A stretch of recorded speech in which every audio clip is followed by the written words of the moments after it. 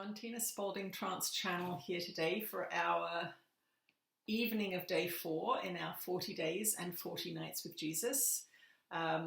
It's very hot here today, and I'm doing the recording at about 5:45 in the evening, so a little earlier than I have been doing it the other days. Anyway, let's see what Jesus has to say to us this evening.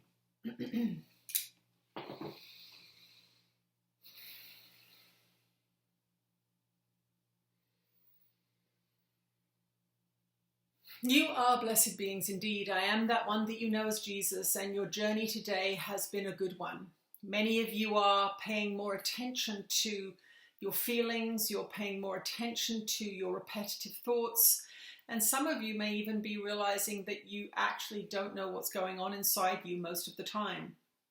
When you don't know what's going on inside you most of the time, you are essentially praying for random things.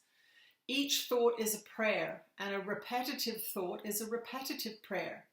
So if you are constantly thinking, I don't have enough money, I'm not going to have rent this month, I don't have enough money, I'm not going to have rent this month, you will manifest that. You will manifest that scarcity, and it will frighten you, and it will, because you don't know how the mind works, you will keep repeating that phrase. The truth is, your life is infinitely variable, but many of you get stuck in ruts because you think the same things over and over and over again. You worry about the same things over and over and over again, and you have the same thoughts about people over and over and over again. And so you say, I'm stuck in a rut, I can't seem to change my life, but it's because you have not changed your mind. So this is for those of you that want to change your life. Do the things that we suggest. Do the lessons of A Course in Miracles. Do your forgiveness practice, which you will learn as you go along and as you study the material that we bring forth. The idea of forgiveness is that you are not a victim of the world you see, that you are in fact the co-creator of the world you see. So in attacking the world, you are in fact attacking your own mind. It seems to be separate from you, playing out on a screen in front of you, but in actual fact, it is playing out within your mind. So as you go through your days, you are experiencing your own consciousness. You have been taught that you are experiencing an objective reality, an objective world. But what you are in fact experiencing is your own consciousness washing over you every day in the form of feelings, desires, judgments, and all of these internal processes. And yet you think it is happening out there. It is not. It is happening in here and in here.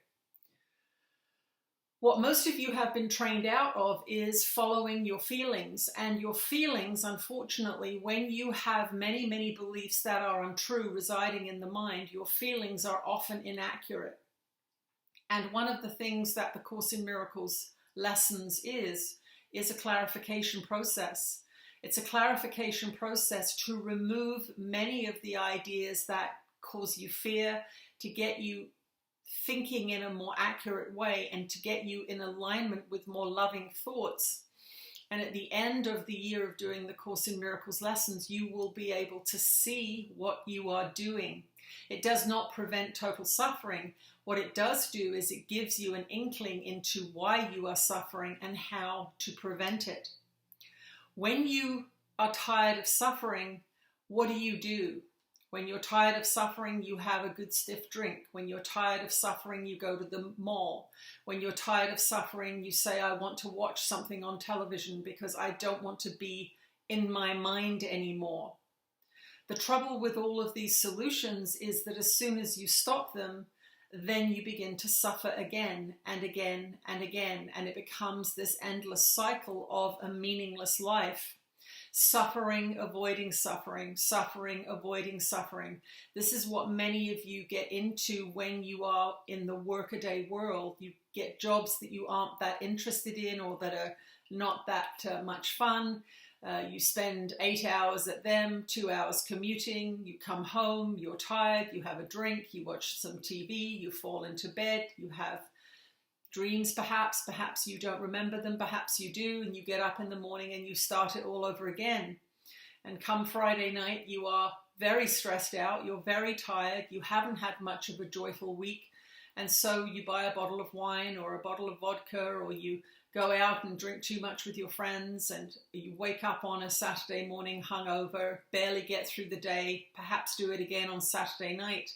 You are not investing in yourself wisely. You are not investing in your health. You are not investing in anything that's going to bring you goodness. And why? Because of the suffering. The suffering is what causes you to turn to those substances and these behaviors. But once you begin to awaken, and that's what's happening now on this planet because of the isolation that many of you have been through, many of you have lost your jobs, many of you are unable to work in the way that you normally work, you are beginning to realize that you actually didn't like your job, or you're beginning to realize that you need to change your lifestyle. You do not like living where you live and how you live right now, especially if there's another lockdown coming, especially if there are restrictions that are going to be seemingly permanently housed in your unelected rule makers' minds. Yes, many of you are being controlled by those who are not elected.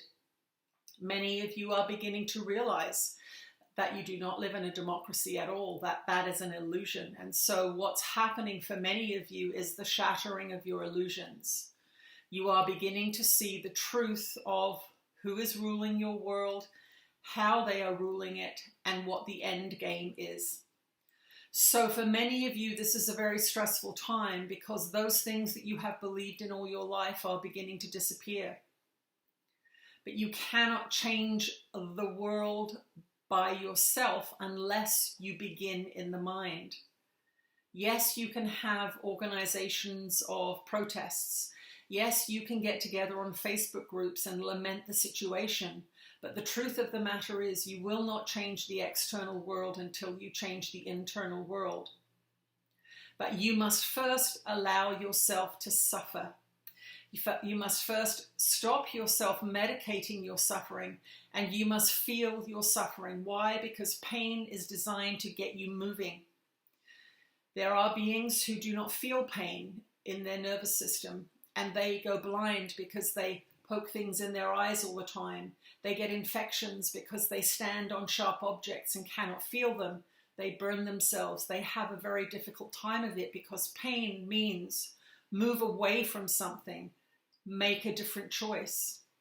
But if your pain is emotional pain or mental pain, mental suffering, and you are medicating it, you will not move away from that which is causing it. And when you actually give up your medications of alcohol or movies or whatever it is that you're using to soothe yourself, you will realize that all of the suffering is actually taking place in your mind. It is your thoughts about your job. It is your internal discussions about the relative that you despise. It is inside of you. Your jealousy is inside of you. Your anger is inside of you. All of these things are inside of you. So it is there that we take you. It is there that we ask you to go. And so this evening, as you wind down before bed, we would like you to turn off any devices for an hour before bed. We would like you to have a warm shower or a warm bath, or a cool shower or cool bath, depending on the temperature that you're dealing with. We would like you to put some nice cream on your hands and your face, get yourself ready for bed in a soothing and kind way, and hop into bed and sit there and feel what you feel about your life right now. Honestly, drug-free, alcohol-free, program-free, phone-free, computer-free. We'd like you to sit there in your bed for about half an hour, 45 minutes, and just review what your life is actually like. And ask yourself, is this okay? Am I happy with this? Am I truly happy with this? Or are there some things that I need to change? And when you have done that review, we would like you to write down a few things in the beautiful journal that you have bought yourself for this project. Perhaps you have said to yourself, I would like to move closer to the beach, or I would like to move somewhere that's not so hot. Perhaps you have said, I would like to find a partner. Perhaps you have said, I would like to become single. Perhaps you have said, I need to change my job. I don't like what I'm doing. Or perhaps you have said, I need to find a job. I have no job. It doesn't matter. Perhaps you have said all of those things. But what we want you to do is to actually feel what it feels like to look at something and say, I would like to change this. Now, the irony of all of this is that when you are accepting of what is, you truly see it for the first time. When you're in denial of what is, you won't look at it. When you're in resistance to what is, you're pushing away the lesson in it. You're pushing away the information that this experience has for you. But when you sit in acceptance, then you feel what you're meant to feel, and you come to understand what you're meant to understand.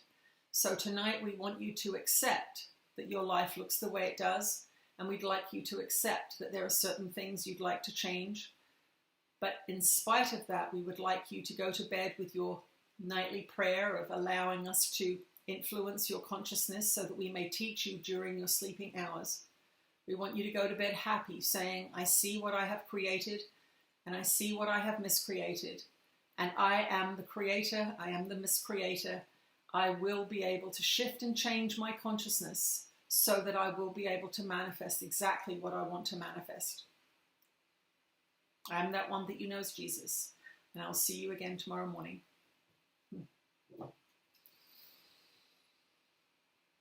Thank you for joining me this evening. I'll see you tomorrow. Bye.